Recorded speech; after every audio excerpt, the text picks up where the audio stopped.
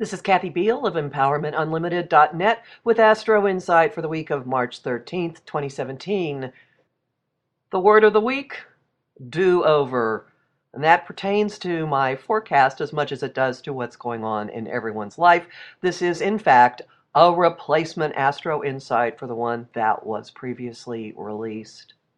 Influences are at work that have seemingly contradictory impacts and agendas right now. On the one hand, there's a rambunctiousness, impetuousness, gotta have it, gotta do it, want it now, now, now, now, now, quality to many things in our lives, very impatient impulses.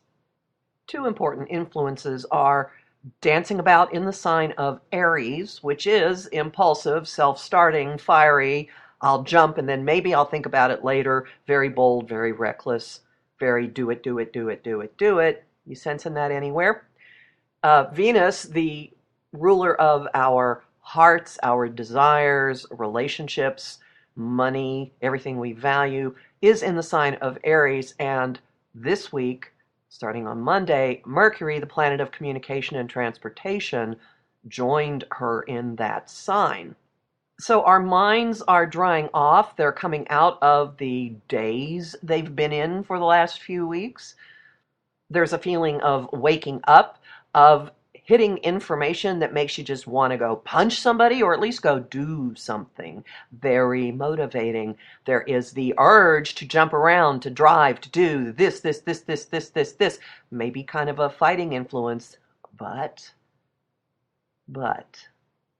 we also have the influence that says slow and steady. And here's where the do-over comes in. Two reasons. First, Venus is retrograde right now until tax day next month.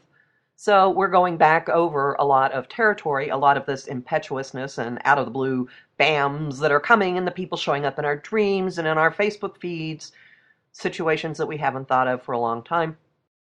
All giving us the opportunity to revisit things that used to be important to us, situations, connections, friendships, relationships, agreements from the past, and also to an extent what we've got currently going on. So there's this big reevaluation, investigation, opportunity, looking at things, measuring them against who we are now, what we used to value, what we used to be involved with, what we're doing now, with an opportunity to pick up parts of ourselves from the past, or maybe get closure, or maybe reignite something that we let slip, a creative activity, a creative project, in my case, bookkeeping that had been sitting around for months.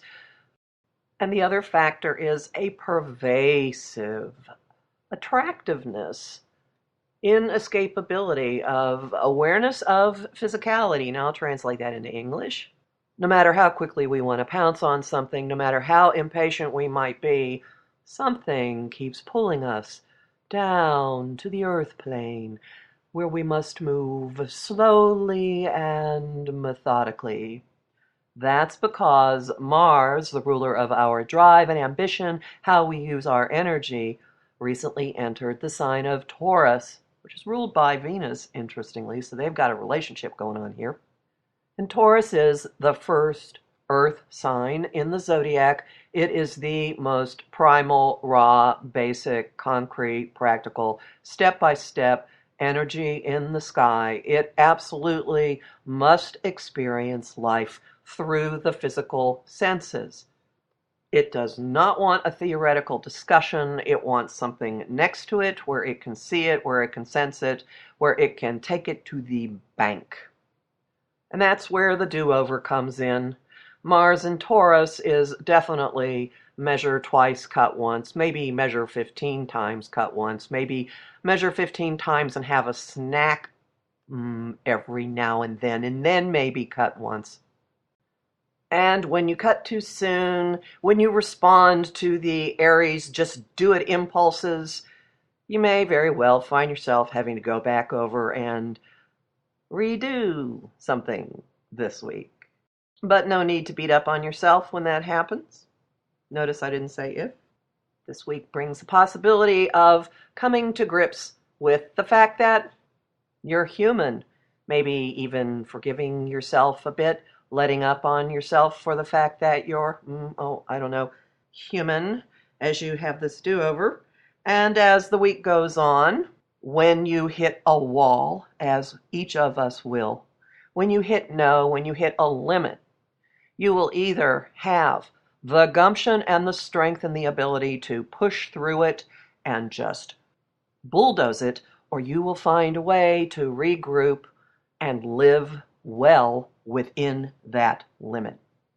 And now a word about Friday, St. Patrick's Day. On that day, the agent of chaos and the agent of discord fuse. They've been traveling together for some time now, but this is the last time that they're going to actually have absolute fusion teamwork. Now, the last time we experienced this was in September, and I am predicting that there will be something major breaking by the end of the week that ties to some pre-election flap from September.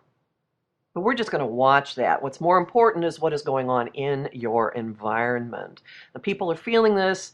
It's not going to just suddenly happen on Friday, so there's a lot of discord, there's a lot of discomfort that's already coming to the surface, expressing itself this week. I'm seeing it especially in men, or in men in relationships, but that just may be my vantage point. Regardless, this particular teamwork coming to a peak on St. Patrick's Day is a formula for little disagreements possibly getting wildly and unintentionally out of control, or heading off in directions that the participants didn't initially consciously intend. Chaos, discord, widespread public drinking. Just keep that in mind. Pick your battles carefully, or maybe sidestep them all together. The homing thought of the week, Be Here Now. The song of the week, See Me, Feel Me, Touch Me, Heal Me by The Who.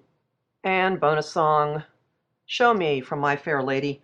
And the image of the week, Tapping on a Wall to Find the Stud. For a deeper look at all of this, read my forecasts for last weekend's Virgo full moon and for the month of March, posted at my site, empowermentunlimited.net, where you can sign up for my mailing list and book a session with me. Talk to you next week.